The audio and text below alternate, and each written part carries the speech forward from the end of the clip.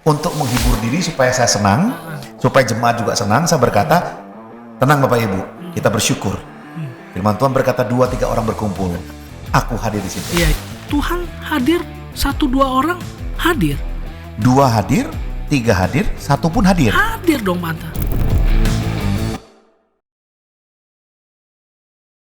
Kita berjumpa lagi dalam program podcast Akap Anta Kirana Asa Boas. dari Keblinger Jadi kebenar. Nah, ada sebuah statement atau pernyataan-pernyataan yang sering sekali didengar. Ya, kalimatnya berkata begini. Ada 2-3 orang berkumpul atas namaku, maka Tuhan hadir di situ. Ya. Nah, ini kan biasanya kalau sebagai seorang worship leader ya, gue gini-gini kan pernah jadi worship leader, Bu. Ya, jadi kalau lah mimpin pujian atau penyembahan, tiba-tiba jemaat masih sedikit, ini kemana yang lain gitu ya? Untuk menghibur diri supaya saya senang, supaya jemaat juga senang, saya berkata, tenang Bapak Ibu, kita bersyukur. Firman Tuhan berkata 2-3 orang berkumpul, aku hadir di situ. Iya. Ya apalagi kalau lagi home tuh atau komunitas kecil ya. Peserta komunitas kecil kita 12 orang, yang hadir baru 1 orang. Berarti saya sama dia berdua kan? Kita kasih kata-kata motivasi. Dari mana? Dari Matius 18 ayat 20 dong. Sebab di mana 2 atau 3 orang berkumpul dalam namaku, di situ aku ada di tengah-tengah mereka. Jadi walaupun kita berdua, Tuhan tetap hadir. Iya. Begitu kan? Betul kan? Salah. Maksudnya? Jangan pakai ayat ini. Kalau tadi Pak Antama dan teman-teman mau pakai untuk persekutuan, untuk supaya memotivasi kehadiran Tuhan di dalam ibadah, jangan pakai ayat ini, Pak Anta. Karena ayat ini tidak bicara tentang itu. Oke, tahu dari mana? Nah, kita lihat konteksnya. Matius 18, ini kan ayat 20, ayat terakhir dari satu narasi, dari satu paragraf. Ternyata LAI sudah membantu kita. Konteksnya apa? Judul Matius 18 ayat 15 sampai 20 adalah tentang menasihati sesama saudara. Jadi ini judul perikop. Judul perikop. Jadi ini tentang menasihati, Panta. Oke. Kenapa dinasihati? Karena ada orang yang ketahuan berbuat dosa. Coba lihat ayat 15. Apabila saudaramu berbuat dosa, tegurlah dia di bawah 4 mata. Jika ia mendengarkan nasihatmu, engkau telah mendapatnya kembali. Kalau ada orang dosa, saudaramu berdosa, dalam persekutuanmu ada seorang yang berdosa dan kau tahu itu dosa, tegur. Kalau udah ditegur dan dia bertobat, udah selesai. Oke. Tapi kalau dia ngeyel, Pak Anta, naik ke ayat 16. Jika ia tidak mendengar engkau, bawalah seorang atau 2 orang lagi, supaya atas keterangan 2 atau 3 orang saksi, perkara itu tidak disangsikan. Kalau orang yang gak mau, bawa saksi. Saksi itu 2 atau 3 orang. Berarti ayat 2 atau 3 orang ini bicara tentang orang sedang menyelesaikan perselisihan. Karena ada yang ketahuan berbuat dosa. Itu konteksnya, Panta. Oke, jadi saudaramu di sini ini semua orang atau hanya kumpulan tertentu saja? Jelas, kumpulan tertentu, yaitu orang-orang yang ada di dalam persekutuan kita. Oke, Gitu. berarti kalau di gereja ya sesama jemaat lah ya, Iya. saling mengenal. Jangan tegur jemaat lain. Kan gak kenal gimana mau tegur, jangan. Gak ada hubungan, gak kenal, tegur.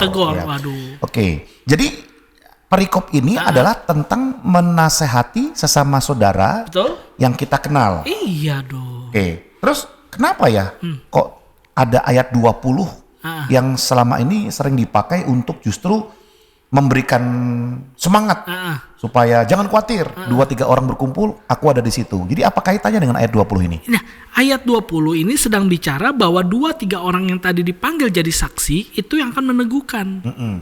Berarti ini bicara tentang bagaimana Tuhan memberikan kemampuan, otoritas bagi orang-orang ketika menyelesaikan pertikaian atau perselisihan, Pak. Kalau sendiri kita sudah sampaikan tadi ayat 15. Bertobat, ya puji Tuhan. Tapi gak mau bertobat. Mana? Biasanya orang kan gini, itu mah perkataanmu aja. Itu mah karena kamu gak suka sama saya.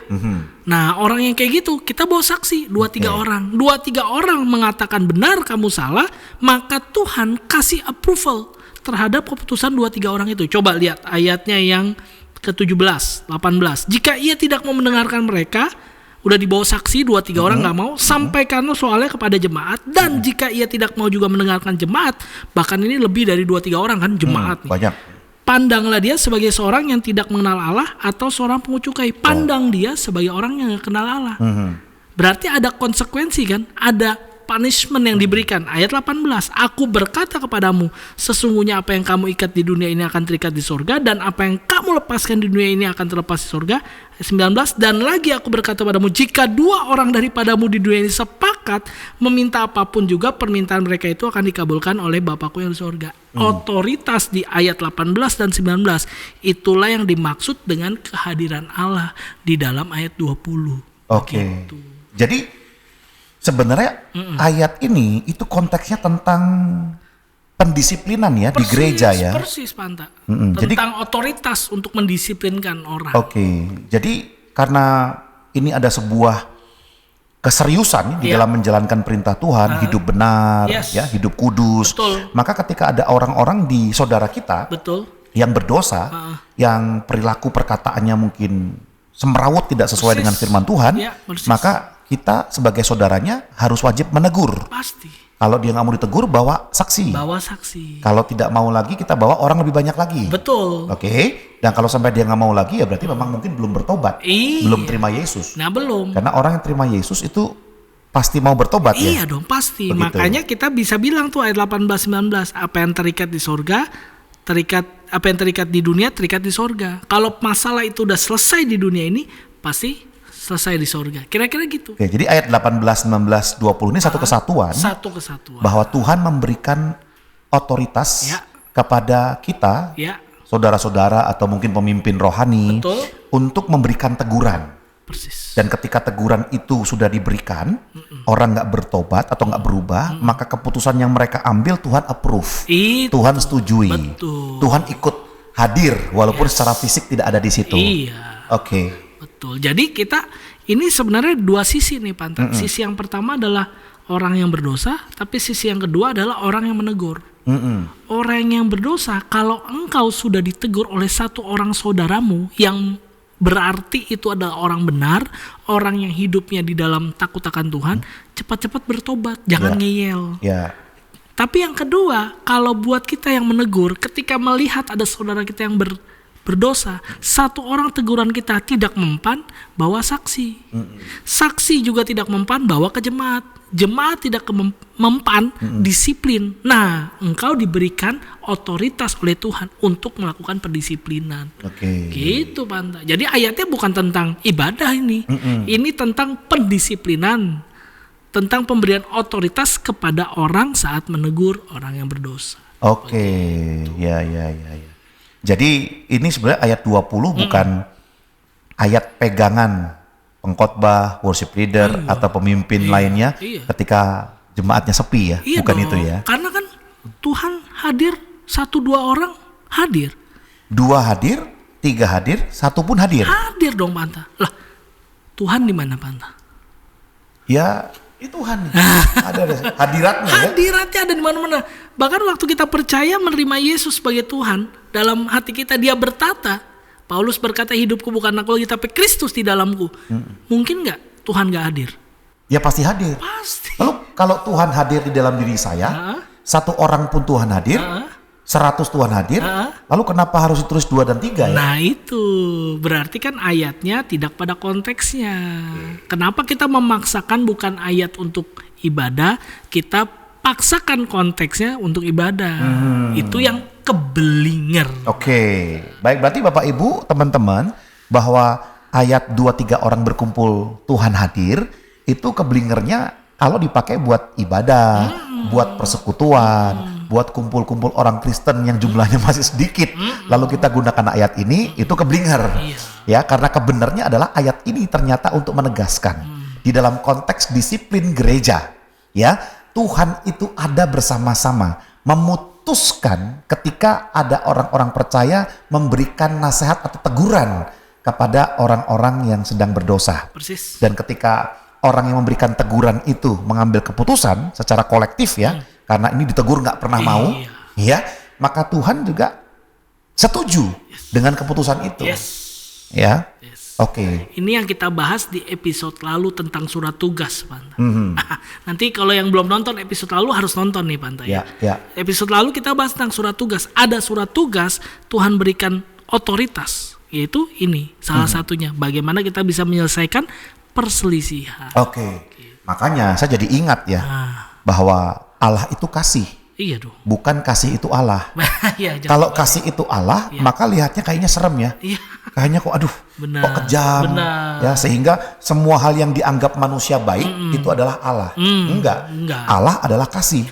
Maka standar mengasihi harus standarnya Allah. Persis. Kalau berdosa, tegur. Nah, itu kasih. Iya, itu kasih. Betul ya? Betul. Kalau dia berbuat curang, tegur. Kalau dia berbuat sesuatu yang tidak kudus misalkan, Jangan. tegur. Itu namanya baru mengasihi. Iya. Nah, kalau dia bandel, bawa orang banyakan, Iya. saksi. Iya, Oke, yo. betul. Dan kalau sampai nggak mau lagi, ya Tuhan berkata bahwa oke, keputusannya apa diambil untuk orang tersebut, Iya. aku setuju. Betul. Aku ikut hadir dalam mengambil keputusan itu. Betul. Dan kita nggak lihat di ayat-ayat berikutnya tentang digugatnya keputusan kita atau keputusan dari para hamba-hamba Tuhan digugat karena salah memberikan keputusan. Enggak. Karena Tuhan approve. Pasti kita juga memberikan keputusan sesuai dengan hikmat Tuhan. Betul. Nggak mungkin asal-asal kan. Iya, nggak mungkin. Makanya Tuhan bilang kalau cuma satu orang kamu nggak selesai nih, bawa 2-3 orang saksi.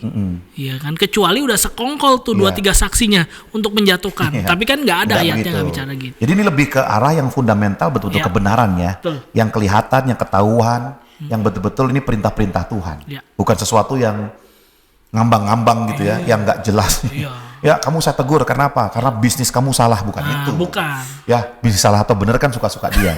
Iya, Tapi kalau jelas mencuri, membunuh, betul, itu kan sebuah dosa, harus Etika, ditegur. Iya, betul. Oke, baik. Jadi buat Bapak Ibu, teman-teman semuanya yang Anda ingin terus menyampaikan pertanyaan atau pendapat, opini, silakan boleh tuliskan di kolom komentar. Kita juga bisa bahas topik-topik yang Anda inginkan. Ya, jadi hari ini kita sudah belajar tentang bagaimana memaknai Matius 18 ayat 20 ini dengan konteks yang tepat. Betul. Bukan untuk ibadah, bukan untuk persekutuan, tapi ini pendisiplinan gereja. Iya. Pakailah ayat sesuai dengan peruntukannya. Betul. Oke, baik Bapak Ibu Saudara sekalian. Terima kasih sudah bersama-sama dengan kami dan sampai jumpa di episode selanjutnya. God bless you. God bless you.